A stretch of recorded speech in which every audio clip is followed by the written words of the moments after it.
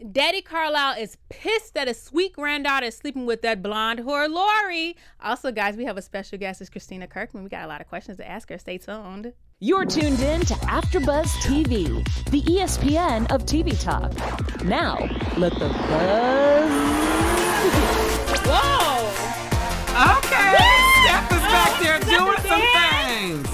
Wait a minute. Okay. They didn't give us the hint that they changed the music. I like it. I love it. Okay.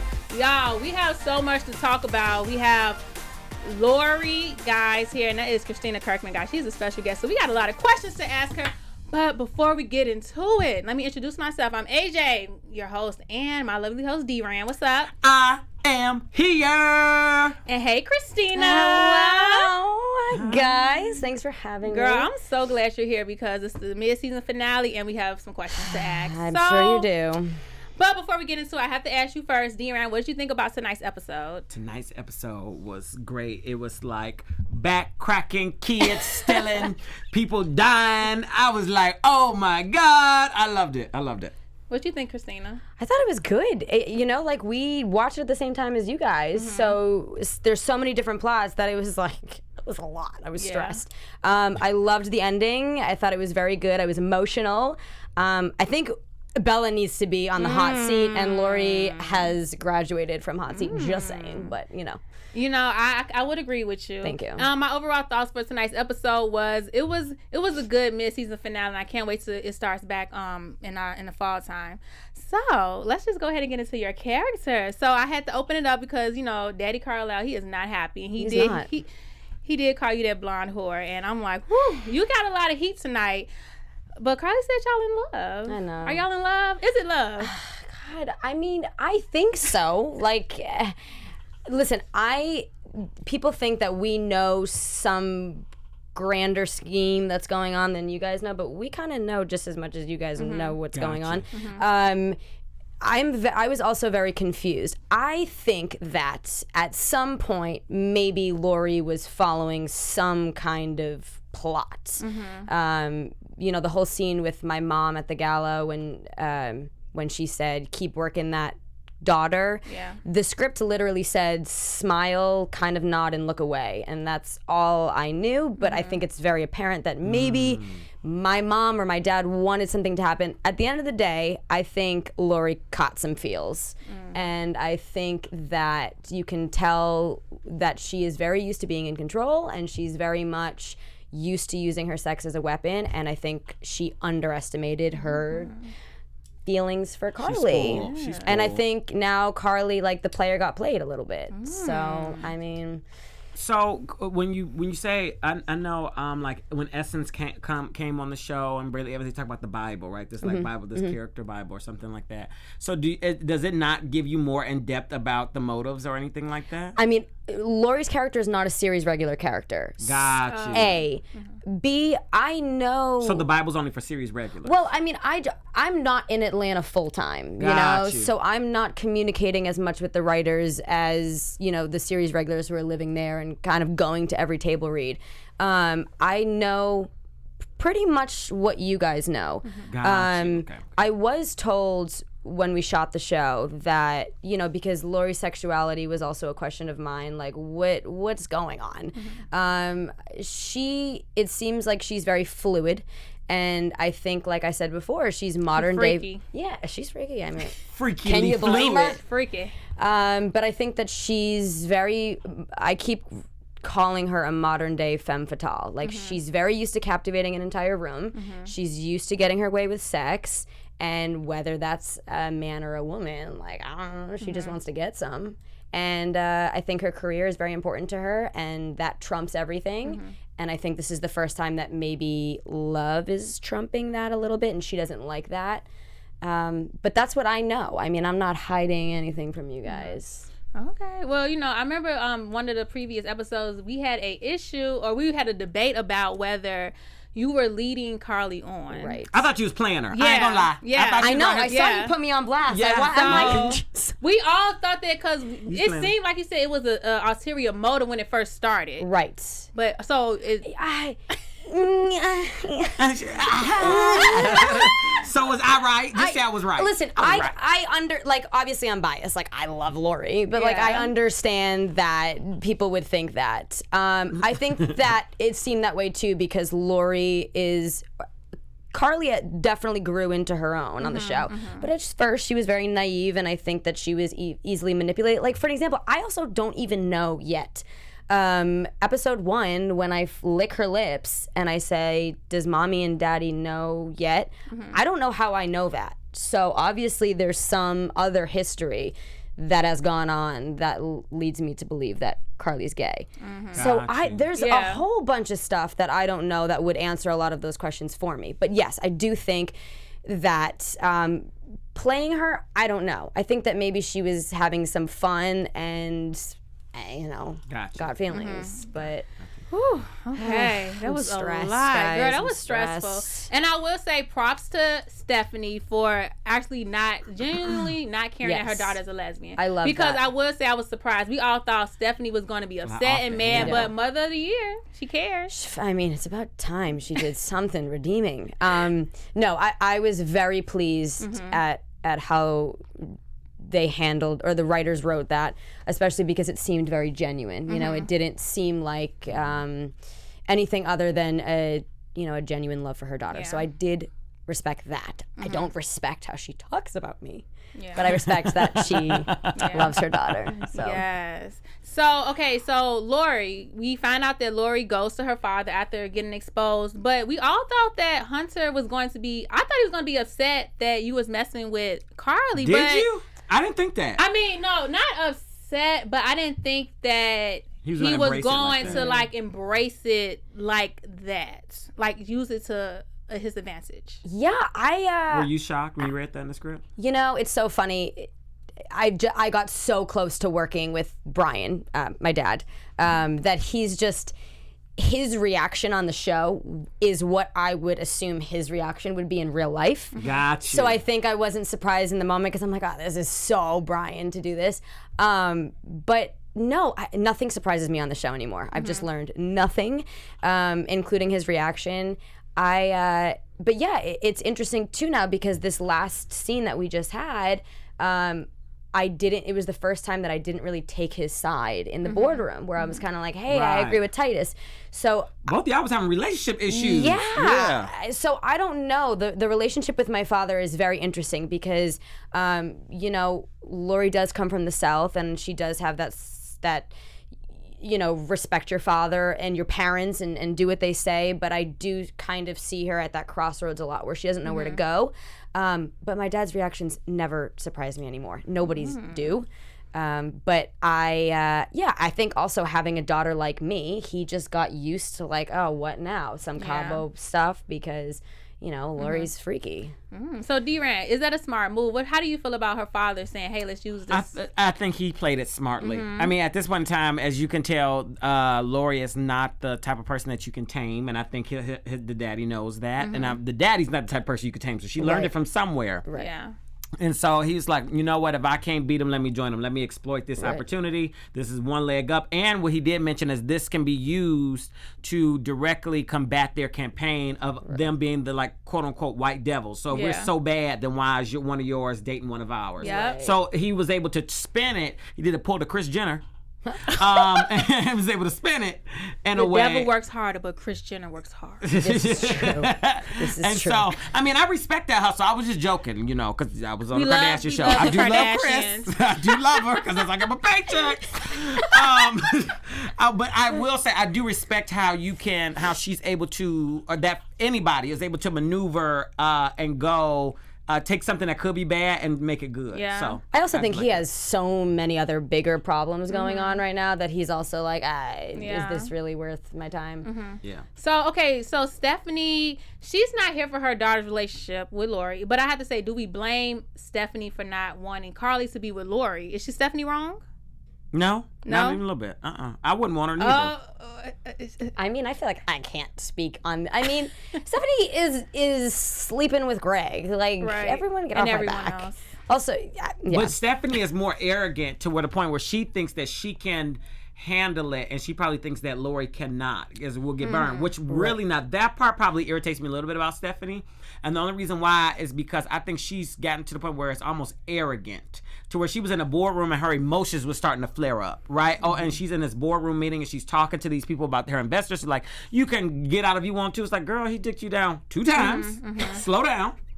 And like she's just like taking, and I'm just like, and now she lost all this money by just pushing him to the edge just because you didn't crack your back a couple times. Like, girl, oh my God. Well, I will say this: I was told right at the top of shooting that Lori and Stephanie are essentially the same character. So we have that whole scene at her house where she says, if you didn't have Hunter's venomous blood running through your veins, we'd probably be friends.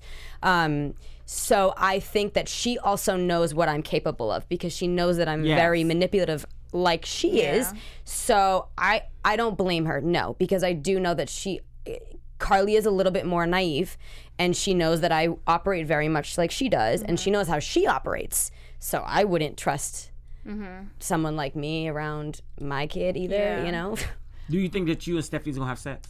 Maybe. Wait, you and Stephanie? Lori and Stephanie. Well, you know what? That was a theory. The scene that came when she was twisting my hair, people were like, "Oh my God, now Stephanie's hitting on Lori," and I'm like, honestly, at this point, I wouldn't be surprised. Me neither. But it's an interesting dynamic for sure.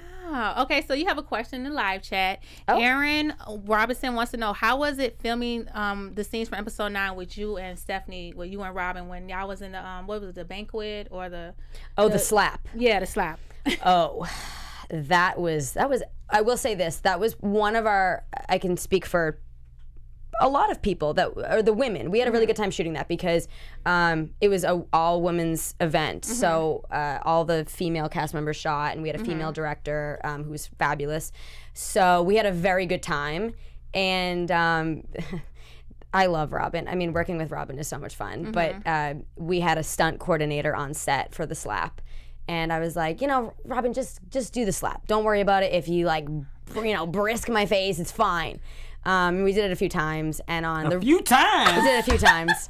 It's not a real slap. I'm not. What is it? Can you do it on me? Yeah, I mean. Okay, let's see. Okay. Do I need is the sound effects with it or something? No, because they add that later. Okay. But it's just, you just gotta know when to move. Yeah. Okay, so let's do it, and I'm gonna do it. Okay. All right, ready? Okay. Yeah, there you go. Yes. Okay. World trained. You just did that. So I told her, like, sometimes when you do that stuff, you accidentally hit each other. And on one of the takes, she did hit me. And the split second, I kept saying, like, don't break character because this is going to be so good. And she, of course, broke character and was like, I'm so sorry. But we had a really good time shooting that. It was fun. I love working with her because, again, our characters are it's always like a standoff. Like, who is going to kind of out bitch the other one? Yeah. It's usually her, but because I let her have it. I'm like, whatever, you can have this one. But we had a lot of fun. We had a lot of fun shooting that. Yes. Okay, so now let's move on to Granddaddy Carlisle. We kind of found out he's a little dangerous, and Granddaddy Carlisle, he's about that life. And we find out because first, him and his conversation with Stephanie, he pulls her cards and calls her out for sleeping with Greg Peters. Now, I have to say that there was some speculation that Stephanie's mom had also messed with a Peters. You brought this up before the show, and that was very interesting because of what she said. Yeah. Yes. So it's kind of like mother, like daughter. Right. Which would probably boil his blood. It's like, hold on, my wife was sleeping with y'all. Now I got my daughter sleeping with y'all. I got my granddaughter sleeping with the other end. Like, my God. He can't get control of his whole family. So that's probably was just like icing on the cake. Goodness gracious. And I don't know. He was good. That was a good scene. That was a good. He said, "Sit your pink ass down." He was good. Yeah, he pulled everyone's card, and we find out more about the English rose and why they are so pressed to get it is because basically Greg Peters' father, he wants to somewhere to channel wash his money. Yeah, wash his money. So of course it's something illegal, kinda. Not kinda. Well, I mean, that's definitely illegal. That's why they are so pressed to get that. To even kill his own son. And that's the thing that I think that whole scene to me was so epic and was like, to me, the crux of the whole show, because it really showed the backstory. It really put, to me, it put everything into perspective. It really put Stephanie into perspective, how she's like just a spoiled little kid that's like, Daddy, I want to take over. Daddy, I want to take over. And he's like, girl, you don't even know what you even getting into. Like, this thing is way deeper than what you think. That's why he told her in the beginning that your arrogance will be your downfall, or something like that he had said. It really put into perspective of why she and Greg Peters like each other, because both of them are spoiled kids and they feel entitled, right? And that they're not getting what they want, so they kind of bond. I think Iyanla Vanzant called that wound mates, that they're more so wound mates.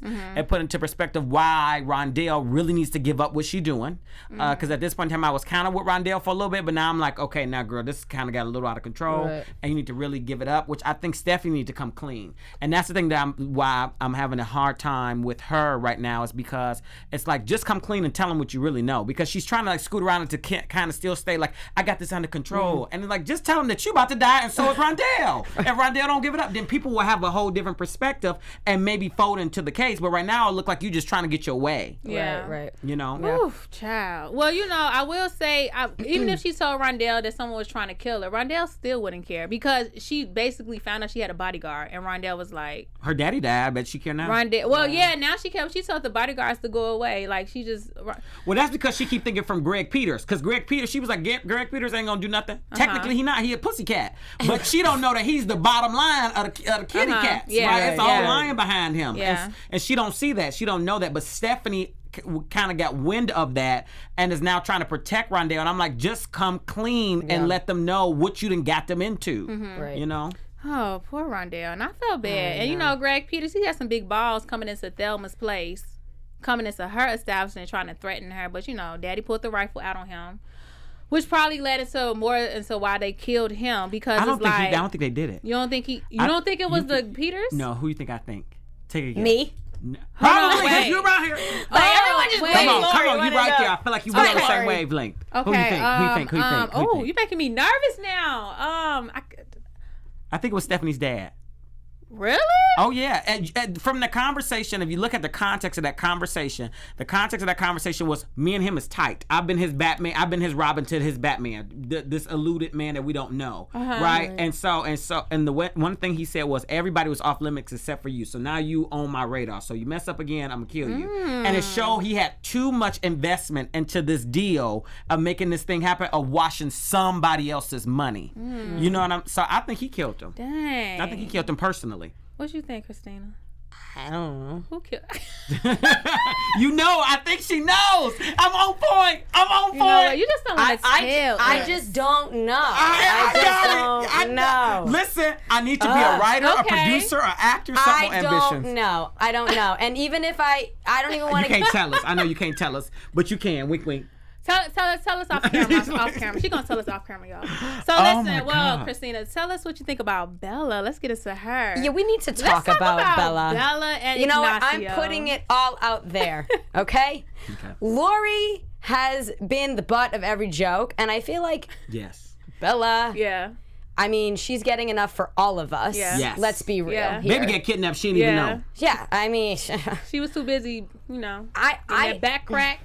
Hot girl summer. I mean, I don't blame her. Like, I don't blame her. But I am bitter because I feel like she needs to be in the damn hot seat. And she will little jealous be. that you getting. I'm a little yes. And by little I mean yes. I'm absurdly jealous. That it does seem like your moves are magnified, and Bella's everybody just like, oh, yeah. She's like, I'm like, what? So yes. I don't blame her, but I think we need to have a conversation. Okay, well, let's have it. So, Bella and Ignacio. Now, I will say this. I take back all my comments I said last week about Bella being Thank you. I take back all the props I gave Bella last week. I said, Bella's so strong. She denied the kiss. She's being professional. You hear that, Erica? It didn't last that long. You know. It didn't. Erica Page. It's all on you. It didn't last that long because this episode, I thought she was going to stay strong. But here she go. Over here against the She had her sweater off her shoulder. Like, right. I saw it come. I'm had like, the girl. Wine. Yeah, champagne. She put that out because Ignacio said he came over last minute. It was unannounced. Yeah. So she's like, oh my gosh. Like, girl. I just happened when she went in there and tucked her kid away and walked out like, he's sound asleep. He don't wake up till 8 in the morning. Exactly. I was like, girl, that's AKA we about to get down and busy. Now, I will say this, though. I knew that Ignacio was lying to this girl. I think it's a setup. I don't think he's telling his mom about her work. All of this is just a plot to get the boy abducted, which eventually end up happening. Who you think he's taking orders from? Mayor Lancaster. Of course. I don't think so. You don't think it's Mayor Lancaster? Okay, let me tell you why. It's Mayor Lancaster because he is the one who set up the deal. Okay. He put Ignacio in there. Okay. He didn't send the actual person, the mom. He sent Ignacio, which is the son. And so the whole time she's been dealing with Ignacio about this deal that she said.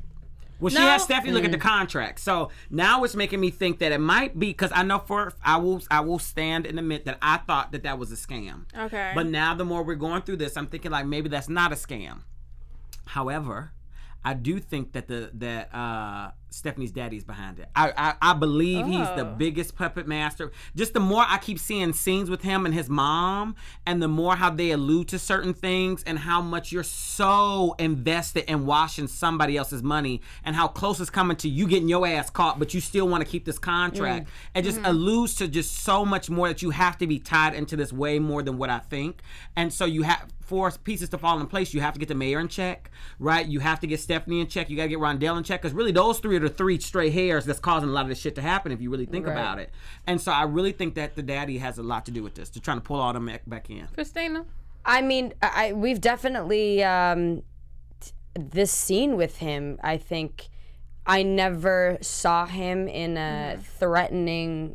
Me neither. Ignacio? The daddy. The Stephanie's dad. dad. Oh, the daddy? Yeah, he changed everything. I know. I mean, you can tell he's a. I mean, look. I mean, he has Stephanie as his daughter. Yeah. You have to have some balls. But I just didn't see him until that scene. I mean, that was some like villain type. I mean, he killed it. But now it leaves you wondering, like, did we totally leave him out of the equation? And just because Stephanie is so powerful that we just kind of like let her take the reins. But now I'm like, he's... But who sent Ignacio? Okay, y'all don't see the setup. Like, who sent Ignacio? Because Ignacio had to seduce her in order for them to take the son. So who sent Ignacio? That's what I'm saying. I think the it was daddy. How? Mayor Lancaster is the one who set up the deal. Mayor Lancaster ain't as smart as you think, and the daddy keep alluding to that you have this knucklehead of a man. The only thing he is a public figure. He's the one who's able to maneuver situations, and that's the one thing that I've been noticing a lot about even me being out here in the entertainment business. Is the ones who's usually the loudest and the ones in front and the talent are not the ones that's pulling the strings. The ones behind the scenes want you to be the ones out there so they can be behind the scenes doing whatever they want to do. And so as the more I get into this business and the more I even watch stuff like this, the more I get to notice that. And so now I'm not looking at the loud ones anymore. I'm not looking at the mayor anymore. I'm not looking at Stephanie anymore. I'm looking at who's falling behind the scenes but peek their head up every once in a while. That's the mom. That's the dad. That's your mother. Right? Those people are the ones that we see but only see in pivotal moments. Right. Okay. Right. But I think that's also assuming that... And that's the thing is there's so many moving parts on this show that sometimes they dangle something over here and then something else is happening over here. That doesn't mean that the two are happening because of one another. That's true. Maybe you're just So that's the other thing is too. I mean, even when I remember reading the script, I'd be like, wait, you have to highlight every character with different colors because it was just... I would get kind of, distracted over here, and then this would happen, and then when you start reading between the lines, you're like, oh, it was always right there. How did you not? How did you not see it? Ooh, okay. In the live chat, they are going in the live chat. So why would I say? I guess this is Gail asking. Why would I say it's Stephanie's dad? Who is he? Is he who he say he is? I don't think so. Ignacio? Stephanie's father, Mr. Lancaster. I mean, not Lancaster. Carlisle. I don't think so. I mean, he really has gotten everybody's attention. After you say some stuff like that and really talk about how deep you run, I think you now have gotten everybody's attention. And it's like, now hold the hell up. We've been putting your old ass onto retirement, and now you done picked your head up with some fangs. What's happening?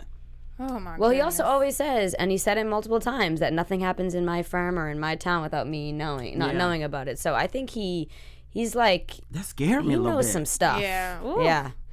Daddy Carlisle is a gangster. Goodness gracious. Mm-hmm. Woo! Okay, now let's get into this dramatic, sad. That wasn't dramatic? Well, we got crying Amara and Titus. Oh, yeah, we ain't even talked about them yet. You know, I was saving out for the end because, you know, it was just real. You had some comments about this. Ooh, goodness You went gracious. off on this, so please. I love Essence Atkins. Now, this is why I'm so torn. I'm so torn. It's not personal. I know. She came to the studio. Some people do be taking it so personal, but she didn't. No. She really didn't. Especially on this show, you can't take it personal. Yeah. So I just felt like the way she was pressuring that guy when he killed himself, I was so mad at her. Even before he even killed himself, because I was just like, I found it so hypocritical. You're pushing him because he made a bad decision, and you sat up here and did this. You know what I'm saying? She was trying to pull a Stephanie. She was trying to blackmail him. Exactly. But ain't got the heart for it. But she's not a Stephanie. Exactly. She ain't got the heart for it. She ain't cold-hearted like Stephanie. Yeah, so it just makes me, I don't know, out of all the characters, Amara is just not my favorite. She's at the bottom of the list, and it's just because I just feel like it's on this teeter-totter of I want to be a good girl but do bad girl things. You know what I'm saying? And it's just like I don't really care for that whatsoever. It's like, take a stance. If you cheated with all of Atlanta and you was about to leave, like, own that. Don't be like, you caught it, I'm so sorry, I want you to stay. It's like, girl, like, and you have this man, and so now and when he goes to jail, or he gets into a fight with him allegedly, you're like, you're overreacting. You just told this man on voicemail you was gonna leave your husband for him. Right. It's like, so now you push this black guy into this crazy hysterical moment, and now you want to look at him and call him crazy, and I don't like stuff like that. I think that I think that she's stuck between like, for an example, you take Lori and you take Stephanie. Okay. And I always say, like, no matter what hate people, right? Because they both do a lot of questionable things. Fair. But I think Stephanie and Lori both know who they are. Yes. They both know that, like, they're very confident in making those decisions, and they really don't care about what people think. Right. I think that Amara is a better human. But I think that she's caught in between who she is and who she wants to be. And she's always kind of in the middle of that. And, you know, she has this job, which is, you know, ethically a good job, and she wants to be theory, this she wants to be this wholesome person and do good and help the community and whatever, and then along the way she makes these decisions, and you just see that she's kind of torn in between the two. She's a little bit more confused, I feel, than a lot of the characters. You and nailed that's it why on the she head. sticks out. That's what it is. That's what it is. Confused. And that's the part out of everybody, because even out of Carly, I feel like Carly is not confused. She's just discovering. And she's young. Right. Amara is like, girl, you too old to be still confused and playing games like this. She conflicted. Yeah, and She's it's just conflicted. like, pick a side, roll with it, stick with it, and understand it. Like, when you told your husband that you cheated and you saw the tell him everything. There's no reason he should have found out from the man. There's no reason, if you know how far you actually went and you did not tell him that you allowed this man to be here and you should have relocated. I know when Essence was here, we had that conversation. This is before we even knew this stuff. Now I know this stuff. I'm like double down in my position that she should not be in that position. She should leave her job, because you were about to leave your marriage for this man. You know how much of a threat that is? You know, Right. It's like, that's to me, that's so disrespectful. That's so disrespectful to Titus. But I think that's why we're so invested in her story, is because she stands out, because she's really the only one I think on the show that isn't like very like makes these decisions. You know, you have Greg, you have Stephanie, you have Lori, you have Evan, who just makes these bold decisions and really doesn't care about it. So I think that it helps her stand out, and she's confused because she's caught in this city where a lot of people are just very bold with what they do, and she's confused. Love her. I do love Essence Atkins. Essence, don't hate me, girl. Okay, I just want to clear that up. So much. I do. You poured into my spirit when you was here last time. Realistically, she's the only good person on the show. So Rondell. Yeah, Rondell. And here's the thing about Rondell, Mm-hmm. though, is that she makes decisions and she's not backing down on her decisions. It's about the confidence that you exude. Right. I also think, though, that Bella might kind of be there with Essence. With Amara, in the sense of being a little confused. This down for me, girl. I think that she's a little confused. I think that confused. Yeah, no, I think good. Like, or I would say Bella is more in the middle. She's not the Lori, but maybe she's or the Stephanie, but she's also not the Amara. But I think that she again, she's one of those people that wants to take a stance and wants to be the certain person. She wants to be the responsible mom and the businesswoman. Okay. But she kind of is getting caught in the middle somewhere. I can see that. I agree a little bit. You know? To a certain point, because what I hear you talking about is them being caught between their ambitions and their morals to a certain point. For sure. And those two characters, Erica and Amara, which is funny because both of those characters were at the bottom of my list, and Erica has risen up. And I think the reason why Erica to me has risen up a little bit more is because she's starting to own her decisions. Right. I'm all about that type of person, right? Yep. I don't really care if you're a bad or good person. That's just my honest opinion. As long as you own what you do. Yeah. Just Right. own it. For right? sure. The whole teeter-tottering and I want to seem like the good girl. That's why I want to tell you everything. I'm going to tell you parts of it. That's for the birds. Yeah, I think Bella is just really trying to she's trying to find her place. Like I don't think she's trying to step on anyone's toes or anything. sure. She's Who? just Bella. Let me explain. I think Bella is really just trying to get her business started. I think she's not worried about all this other stuff. She just really wants her business. She's talking to dudes to try to get what she wants, but I don't think she's a horrible person. Like she has to, good intentions. Yeah, I don't think anybody but I don't is a think horrible person. Yeah, no, I don't think Amara. I think Amara is a good person. I think that she made human mistakes, and but I don't think she's a bad person. And I don't. Bella, I think Bella is one of the better people on the show. Like, you can tell she just has good intentions. She just wants to be a good mother and she wants to start her business. Yeah. So where are you saying she's better? Like, if you have to rank her from a Titus to Stephanie, right? We're using those two as or Titus to Stephanie's daddy, right? Those two. Where are you putting her in that? Bella I think she's out of Titus. I think Bella? Yes. I think Bella's a good person. I think Bella, she just do dumb stuff. Wait, tell me why. I think she set up football, bae. But Bella dumb, no, she's just We are dumb. not about to make excuses for girls because it's hot girl summer. That's what we're not about to do today, okay? She's just a little naive. I think Bella's a little naive. Thank you. Now, if a guy had done that, y'all would not have called him naive. Y'all would have called him a player, a pimp, and all types of things. Probably. Right? But I do think that, and if she came out the gates doing that stuff, she had already a little bit of character development. We saw her as a mom, we saw her as a daughter, we saw her as a business owner. We saw all that before she started doing that other stuff. So that helped her, that character development. You could tell she's a good person. Yeah. Okay, in the live chat it says crying Amara. Nobody told her to go to that man's room. He just told her earlier that day not to bother him. Got her feelings hurt when she opened the door. Oh my God. Okay, so since we just moved to Amara, I have a question. Sad. So Christina, is Titus wrong for pushing Amara away when she came to him crying? He just told her to leave. I was going to say, you want to answer that question? I do, but I want you to guess. I want you to answer it first. I think he, again, if roles were reversed, I would tell the girl, you better push him away, right? Okay. So I'm trying to look at it in the same way. I think that, I can't imagine if I had been married to somebody and I found all these recordings and all this stuff, I wouldn't know what to feel. I think he's putting a foot down. And From the person who works with her every day, you see her every day. I don't blame him. And also, I think Amara is a good person, but I think Titus is a very good person. Yes. And even though he made the mistake with Stephanie, and we know, or he used to date Stephanie and he ended up dating her, he's a good guy. You love him. He's just a good guy. And I don't blame him. I think she needs to sweat a little bit. It says Amara isn't confused. She lies to suit her needs and isn't faithful in her relationship. Friendship, backstab Stephanie, or marriage. Okay, but listen. I kind of agree with that. This is what I said. You're I'm happy I'm off the hot seat. Thank God it's not me this week. Listen, this is why I don't agree with Titus pushing away Amara. Ooh, I come on, tell don't, us. because it's old. I said last week that it was an old issue. They already moved past it. It's old. You've already forgave her. The only reason he got mad again was because she said that it wasn't, because when she said it was one mistake, he thought it was one time. But she said no, it was a mistake, but they did it multiple times. But the whole situation was a mistake. So he basically got mad at something he already knew about just because of verbiage. But they already moved past it. No.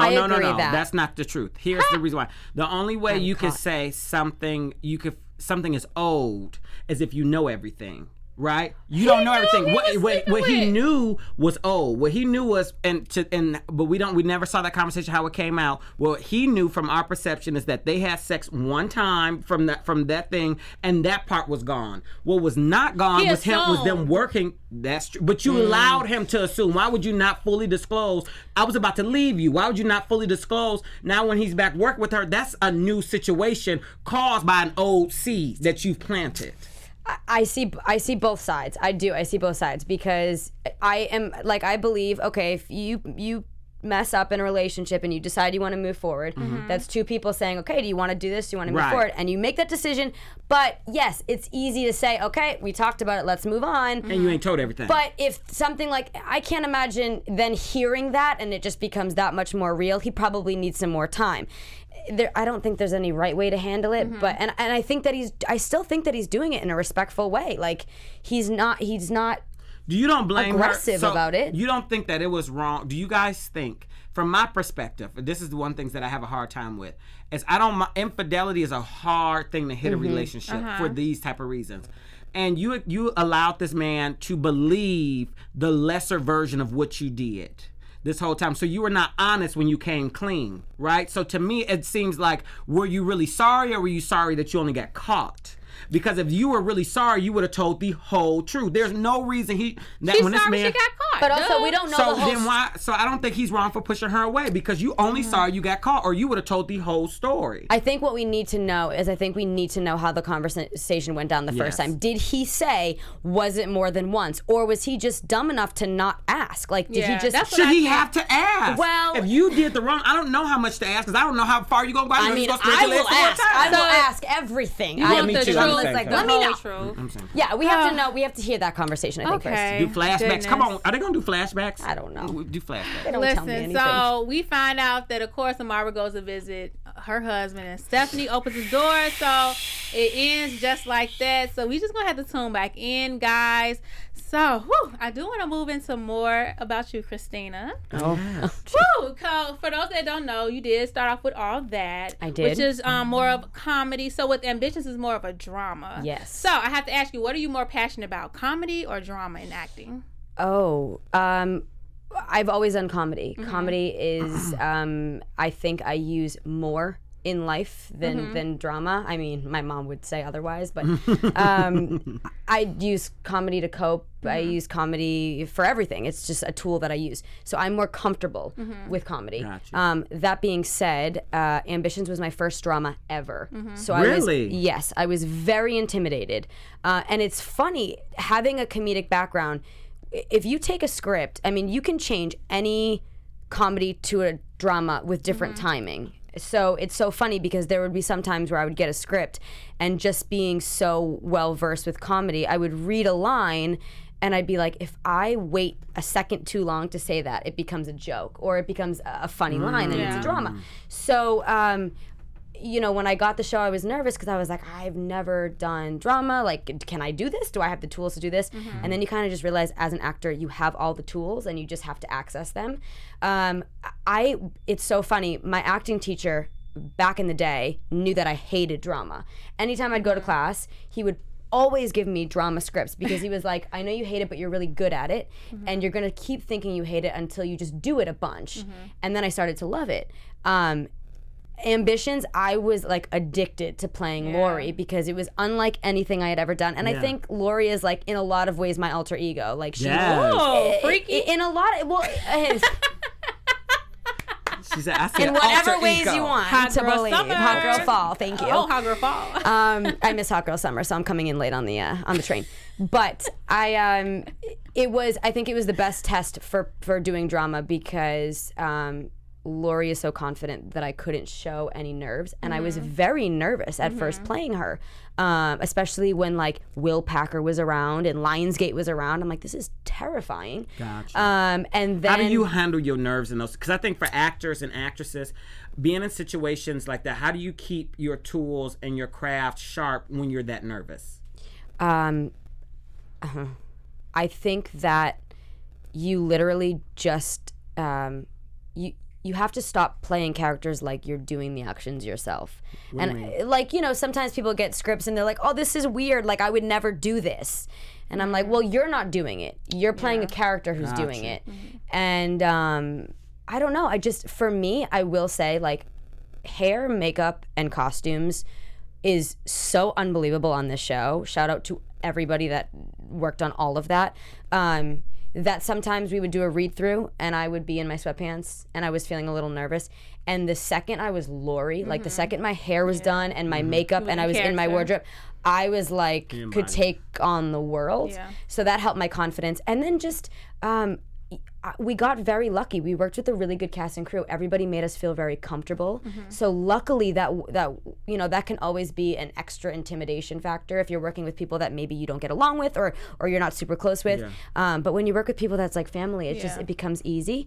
And the second, we shot the lip lick scene as the first scene of the entire show. Wow. I had met Kayla 2 days prior to that. Oh my God. What conversation did you guys have prior to that? Was it like, hey, are you okay? Can I lick the bottom lip first? Well, the top lip? She didn't know that her character was gay. She didn't know that at first. And I knew, and we were at the table read, and she found out about it, and we talked about it. And walk us through that conversation, like a snippet of that conversation. Well, for me, I'm a very it takes a lot for me to be uncomfortable or to be offended or feel violated. It takes a lot for me. Like, I am that way. So I had said to her, like, listen, if there's anything, I don't know what we're going to be doing this season, but if there's anything that you're uncomfortable with or whatever, like, let me know or we can talk about it. And we never had to have that conversation, and we became really good friends, which helped. We went out like clubbing one night in LA, and we were just like, this is gonna be so easy. But we met at the table read, and then we shot the lip lick scene. We had a 3 a.m. call time, like 4 days later. And it was terrifying. Will Packer was there. I was exhausted. I hadn't ever done drama, and I'm like, great, now I gotta lick this girl's lips. But that set the tone for the entire season, and I was like, if I can do that, like day one, I'm good. And ever since then, it was like whatever it was, threesome. How do you come down from, I know we're about to have to wrap up, but how do you come down from a very sexually charged or aggressive scene like that? How do you come down out of that on set? Like, after I just lick your lips and they say cut, how does that? I think it's just, the same way that you guys do this and then go about your, it's the same thing. It's just so, you don't think about it. It just happens. I'm playing a character and then they yell cut and I'm making jokes with everybody. I can't explain it other than it's just kind of innate to who you are after a while. Okay, well, one more question because we do have to wrap up. But so, Christina, I want to talk about your hidden talent. Oh, no. Do people know you're a rapper? Oh, you spit a little bars. I didn't even know you were a rapper. She spit a little bars. Listen, this all started because I played a rapping embryo once upon a time and all that, and then everybody loved running with the idea that I was a rapper. But I won't turn down a rap if you want me to rap. Come on, do you remember the rapping embryo? Absolutely, let's I remember hear it. Come on. Okay, all right, I can do that one. I can. Embryo, yo, it's little embryo, yo. I'm the youngest rapper rapping, you can start the celebrating. I'm in my mama's tummy dropping rhymes and incubating. Say go, little embryo, yo. If you wanna have some lunch, I can meet you at the deli. I've been sucking on my thumb, hanging in my mama's belly. Say go, little embryo, yo. Her album dropping next week. I'll be here all week. If you were a rapper, what would your rap name be? Yes. Lori. The White Devil. Oh my gosh, this is so great. Thank you so much, Christina, for stopping by. Where can we find you on social media? Instagram at Christina Kirkman. I just joined Twitter. Please come by and say hi, but don't harass me because I get a lot of harassing things after the episodes. I think I am C Kirkman 7. I'm new, so come by and say hi, and that's where I'm at. Yes, Deeran, where can we find you at? On all social media platforms under Deeran Anderson. That's DeeRan Anderson or DeeranAnderson.com. Hello. All right, everybody. AJ, follow me on Instagram at Crimson Pearl. And, this was it. I'm so sad because it was a good season. Yeah. We'll be back. We'll be back, guys, and we'll catch you guys in a few months. Bye. Our founder, Kevin Undergaro, and me, Maria Menounos, would like to thank you for tuning in to AfterBuzz TV. Remember, we're not just the first, we're the biggest in the world, and we're the only destination for all your favorite TV shows. Whatever you crave, we've got it. So go to AfterBuzzTV.com and check out our lineup. Buzz you later. The views expressed herein are those of the hosts only and do not necessarily reflect the views of AfterBuzz TV or its owners or principals.